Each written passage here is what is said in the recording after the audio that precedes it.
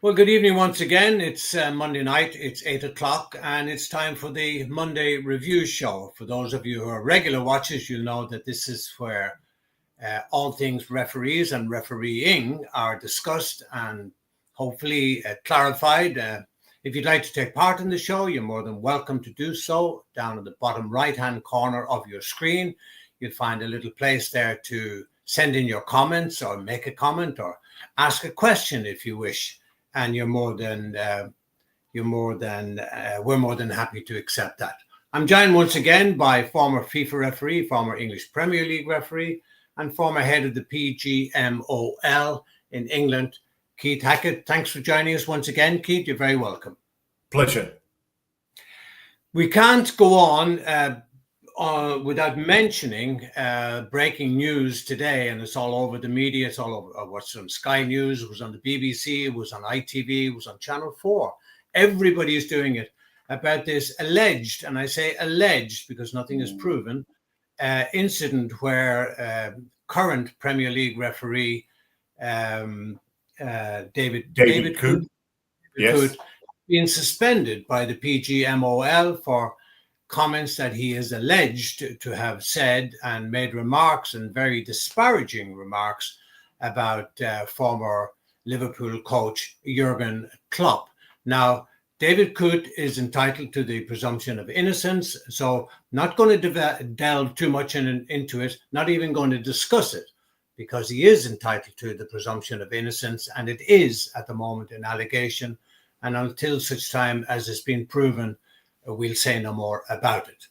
Now, there's lots of other things that has happened over the weekend. And Keith, you very kindly sent me a long list of games. Thank you very, very much. I really do appreciate it. Let's start with the Palace-Fulham game. Great win for Fulham away from home. And of course, Palace seem to be in a bit of a mess at the moment because they were down to 10 men. Oh, just before I go on that, Keith, can we discuss something else? During the week, there was Club Brugge against Arsenal, was it, I think? Yes. Did you watch that game, and do you remember the incident where the penalty was awarded against Tyrone Mings? Aston Villa. It was Aston Villa. Aston Villa, yeah. Club Brugge against Aston Villa, where the referee gave a penalty. Now, this was something that was waiting to happen. Why in heaven's name did IFAB allow this situation where the ball doesn't have to go out to the penalty area now to be in play? As soon as it's touched or played, it's in play. And there's this confusion as to when the ball is in play and is the ball properly positioned and so on and so on. For those of you who didn't see it, what happened was the goalkeeper played the ball out to his fullback, or to Tyrone Mings, who picked the ball up and then put it back on the 6-yard line. And the referee said, when the keeper played that ball, the ball was in play, and now you handling it, that's a handball, and gave a penalty. I think there's several things to comment on. I think you and I have discussed many times this nonsense about the goal kick and restart. What we have got here is, I often watch referees award a goal kick and then shoot up to the halfway line. They're back to the goalkeeper. They're back to the restart. And that's the issue there, Keith. That's the issue. They don't backpedal. They're running face on. Correct.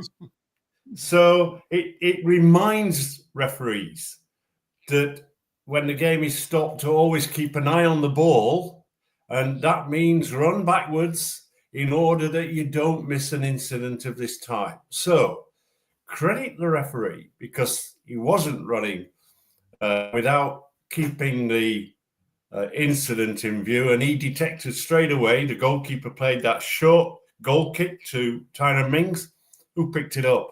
And correctly, a penalty kick was awarded. It's something that could have easily been missed. Okay, in the professional game with VAR, I suspect it would have been picked up and the referee alerted to it. But in the local park, grassroots referees no linesman or assistant referees. This could easily happen to you. So, if you're running back, obviously running forward is much quicker. But if you are, keep your head turned and the vision on the ball to make certain that the restart takes place correctly. Yeah. And I used to say that when I was training referees in South Africa. I used to say to them, keep your eye on the ball, because that's where the action is going to be. Obviously, you have to have the eyes in the back of your head to see what else is going on. Where the ball is, that's where the action is going to be. And I see so many referees that give a goal kick, they're running out to the halfway line or thereabouts with their back to the goal. They don't know what the goalkeeper is. The goalkeeper could easily pick the ball up without it being put into play and kicking it straight out of his hands, and he wouldn't know the difference. Yeah. Absolutely. In this instance, well picked up. But how many referees do you think, Keith, would have said, no, he's still only placing the ball, and would have ducked out of it? Plenty, I would guess. I guess. I think in a grassroots game, you might have just said, right, put it back and let's have a proper restart, guys. But I think in a professional game, there is no way to escape. And the fact is that you've got to be on the ball, and the referee was correct in awarding the penalty kick. Yeah, absolutely, 100%. Having said that, he could easily have said, no, come on, guys, come on, take them from the right. And it would also have been okay, I guess. So... but I mean, a European match. I ultimately at the end of the day, the referees had the courage to award the penalty kick, and for me that was the right decision. Players should know the laws of the game, and often referees are accused of making errors. This was a massive error by Tyrone Mings, no question. And it cost him big time. Yeah. Cost him big time. Yeah. Okay. Oh, very interesting. Okay. Keith, Fulham, Palace and Fulham. Yeah. Yeah. Well, I think I'd like to start by saying that Fulham scored a second goal, and it was correctly ruled out for offside. So I was really happy with that. And then there was this challenge by Crystal Palace player Kamada, and I think the referee did really well to detect it and to red card. So in a weekend where we've seen some again poor officiating, I think it's good that we can start with a positive and say, look, the referee on this one was right. I think a lot of people thought, come on. But he was dismissed. It was serious foul play. It was detected by the referee. So for me, not a bad piece of refereeing. So good on the referee, Michael Salisbury, and VAR Graham Scott covering to make certain he got it right. And the red card, you agree with 100%? Yeah. I think it's interesting because in a game in Scotland, there was almost an identical incident, and the player didn't receive a red card. And again, I've made that point clear today in another sort of article that I've written. Yeah. Okay. Then Wolves and Southampton. Well, we've gone from the good and now we're going to the bad and the ugly together. Southampton equalised. For me, it was a good goal. The VAR intervened, and they decided that Semedo was impeded. Absolute nonsense. Football is a contact game, contact sport, and they come together in the penalty area. If referees penalise every contact in the penalty area for holding and pulling, then maybe I might agree with this one being ruled out, but they don't. And this was minimal. And to have that goal ruled out, I think, was an injustice to Southampton. And I think for me that was a really poor piece of refereeing. Yeah, I get lots of, like you do, I get lots of people contacting me and saying, what is happening with VAR? They appear to be intervening too often, too many times, that the referees still, according to Law 5, and I'm paraphrasing, the referee's decision is final. But yet the referees do seem to allow themselves to be what's almost overridden by VAR. So are VAR intervening and interfering perhaps too much? And where is the strong referee who says, my on-field decision is whatever, and I'm sticking to that? Goodbye. Are they just scared to be, if you like, caught out, that they may face criticism in the press and the media and commentators and God knows who? Well, I think this is down to leadership and direction and confidence and debate and discussion. The whole gambit of sports science that can support the referees in the decision making. You know, the first thing about VAR is it's not transparent. The fans in the stadium don't see and hear what's going off. They should do. We should follow rugby. I've said that many occasions. I think that they don't exactly know where the bar is for what is clear and obvious error. Just go by the words. It hits you on the nose when it's obvious, but they don't.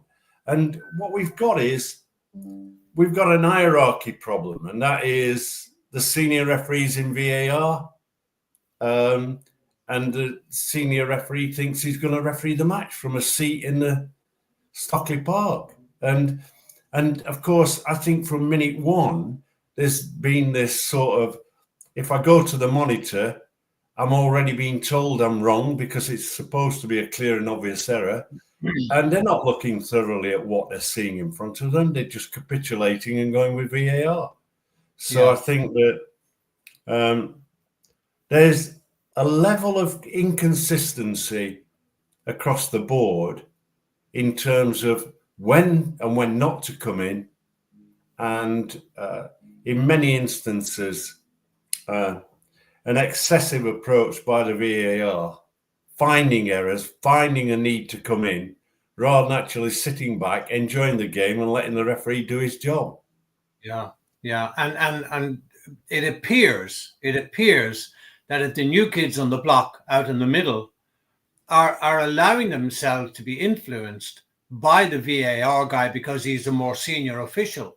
And as you rightly say there, we used to get assistant referees, or linesmen as they used to call them, refereeing the match from the line, where in fact the referee should be taking full control. But I wonder, are these guys in the middle, the new guys, becoming more dependent on VAR to get that correct decision when in fact they may have been right all along? Is there too much respect for the I think it's difficult. I have to say that I wouldn't have liked to have officiated with VAR in the background personally. All right. And so I'm clear on that one. But I also recognise that there are 22 cameras minimum at a game. That exposes the referee's errors. It magnifies them, and therefore you need some balance.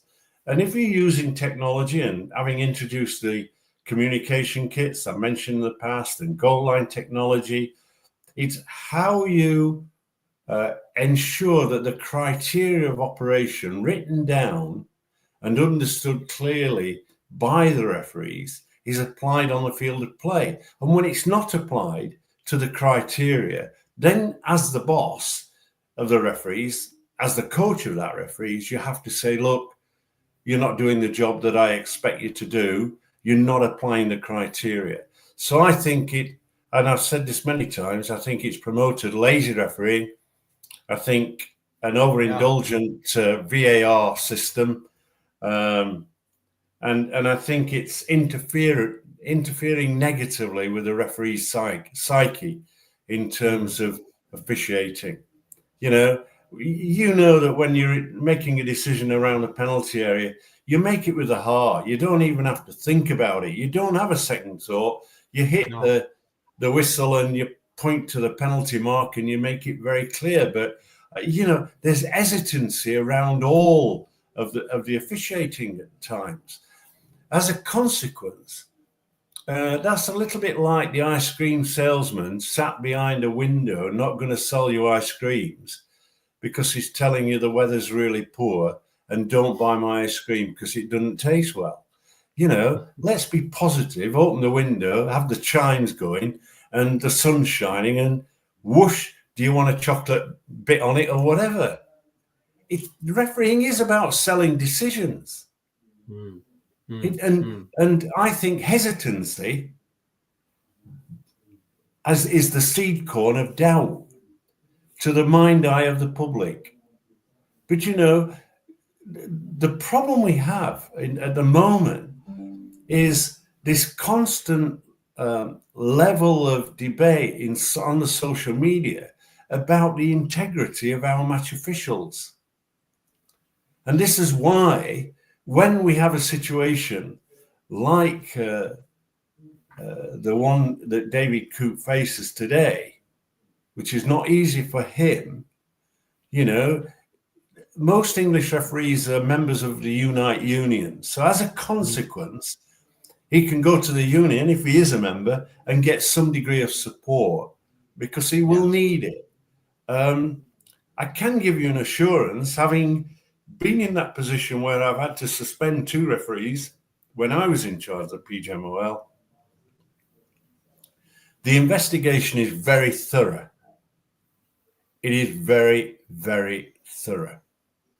I was somewhat gobsmacked by the depth of investigation that takes place with professionals. This is not just PGMOL staff.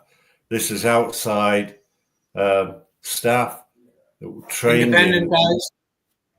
Absolutely, training investigation. A barrister appointed to lead that. So this is upholding the integrity and issues and making certain everything is thoroughly examined and dealt with. So, but here I think that what we're getting, when we look at that game involving Southampton, a manager who's under great pressure, a goal ruled out when it should have stood, VAR intervened when it shouldn't have. And then in the second half, the inconsistency of VAR and the inconsistency of referee, because in the build-up to a goal scored by Wolves, there were 2 fouls. There were 2 clear fouls. So when the ball's in the back of the net, you're going, well, just a minute, VAR will come in. It'll go back to that foul that was not penalised and show categorically it was a foul. VAR didn't come in. And this is the frustrating bit. That the inconsistency of when to come in and when not to come in, because the referee didn't give fouls on 2 occasions. That was clear and obvious error, and therefore I think Southampton had every right to be aggrieved. Thomas Bramall, local to us in Sheffield, didn't have the best of games. I think he's struggling as a Premier League referee. He's not getting enough games. But when you get a game, because the competition is tight, you've got to deliver a better performance than he did. Yeah. Just wonder, Keith, a couple of weeks ago we had the League Cup or the Carabao Cup competition last 16, was it, or last 8? Yes. I'm not sure. A couple of weeks ago. And there was no, it was the last 16 because VAR comes in at the quarterfinal. There was no VAR. No. Now, not to say that there were many incidents where VAR might have been required, but there wasn't a word about it. And yesterday, my local team here, Drogheda United, they won the FAI Cup final against all the odds, they're actually battling relegation, and they're playing in the relegation playoff next Saturday as to whether they will stay in the Premier League or go down to the first division. They only won 7 games of their 36 and a few draws here and there, so they were in the relegation zone.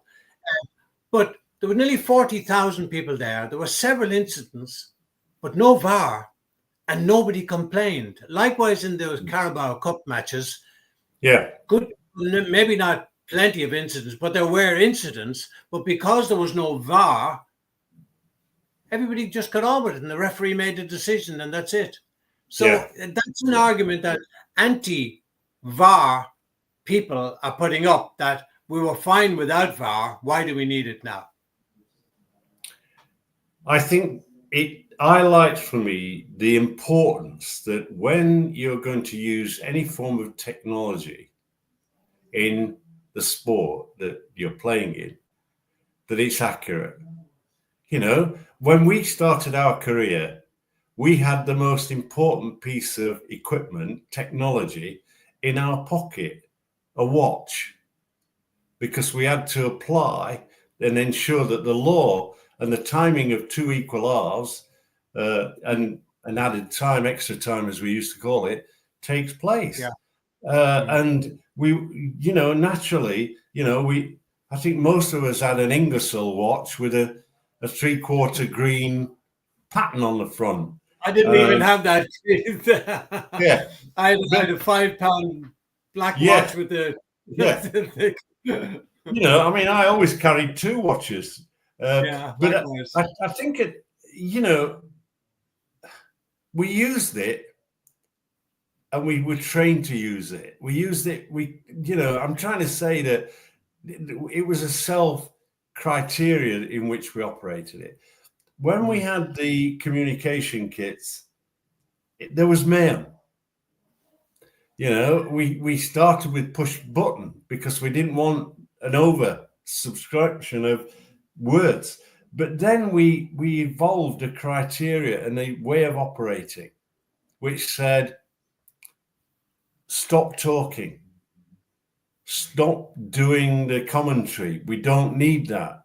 2 of you in a pair in the ears of a referee, confused. So the criteria was laid down. The same way with buzzer kits, criteria, goal line technology, criteria. It's not beyond the wit of man to actually sit down and write a criteria and over the months fine tune it. 6 years. 6 years of VAR in the English Premier League, I actually see no improvement whatsoever. I'm a technology supporter. You know, I want a semi-automated system. Where is it? You know, we know where it is. We know that they're still experimenting because they've not bought that product off the shelf, and they're experimenting with Apple Watches, and we don't know whether there's a chip in the ball. And then, you know, we're going to introduce it at the end of November, but no, it's going to be next season, or sorry, next year. Let's forget this season and spend the summer making certain that if we're going to introduce it, the match officials know how to handle it. Look, I just can't believe that the PGMOL don't see for VAR the need for a specialist panel, in-depth training, measurement of performance on every game, who are the best, and we'll use the best. And those that aren't capable of delivering, we move on. Yeah. You know? You mentioned in the Chelsea-Arsenal game where Michael Oliver was surrounded by players. When is that nonsense going to stop? And maybe throw the other one into the mix, the same way where the 4th official is now becoming a whipping boy of both coaches whenever they feel frustrated. That has to surely stop, Keith. Well, I think it sends all the wrong messages to make life more difficult for grassroots referees. I think that, Yeah. you know, what's taking place. There are things that frustrate me enormously in football and refereeing at the moment. You know, we're trying to be too subservient. We're trying to be too nice. We need, you know, we need to get a bit of policeman in us and like be a bit tougher and stronger and manage effectively. Sorry, and just on that issue there, why do the fourth officials and even the assistant referees on the dugout side, why do they feel the need to engage the players coming on in conversation? Well, I mean, I think it's all like, look at me, I want to be a Oh, they're star. smiling at them and oh my God. Yeah, well, the problem is that the following week they're probably going to referee them. Familiarity. You know, I mean, you just look at it, don't you? And you say, why are they allowing all these things? Instead of the players looking up to the officials, it's the other way around. And that surely diminishes their authority. And I use that word advisedly. I don't mean to, you know, that kind of authority, but the authority that the referee has should be looked up to by the players. Instead, it's the other way around. The fourth official and the assistant referee engaging the players in little jokes and little converse. Why are they doing that? I don't know. I mean, I think it's unprofessional. I think that when you actually look at, first of all, the surrounding of Michael Oliver, any referee, the first scenario is that the law protects him. The law protects him by giving him the ability to raise a yellow card and issue a caution. And or red. If that fails, then he goes red. So the first thing is they're allowing it to happen. The next bit is that I think the referees have been let down by the PGMOL and the Premier League. Remember in the World Cup and in the Euros, where only the captain could speak, there was a line of communication created. The PGMOL, the Premier League, binned that idea. I think that was a mistake. Now, given what we've got, sorry, is that still being applied now in Europe at European Champions League matches? That only the captain could be. And why, in heaven's name, would the Premier League not carry it into the Premier League? Well, you know, I mean, it's the Premier League in the world, but it's not necessarily the Premier League introducing or sustaining and helping match officials out in the middle. So would the referees be told that, and teams would be told that would happen in Europe, but it doesn't apply here? Yeah, that's correct. Yeah. So the next stage is I'm waiting for the FA to charge both teams, because that's when the process used to be 3 or more players from one team surrounding the referee triggers a report by the referee to the FA, and the FA then act. A failure clubs will then be charged with failing to control their players, and then appropriate action taken. So it's there. The protection is there. The sadness is they didn't apply what we've seen to be reasonably successful in Europe, and that is to actually say only the captains can talk to the referee. Okay. Just drives me stone mad, I tell you. Keith, we've run out of time again. Thank you very much for joining me again, and hopefully you'll be able to make it next Monday as well. Yeah. And you out there, thank you very much for watching. Hope you can join us again next Monday, 8 p.m., same channel. Bye-bye. Thanks, Keith. Bye.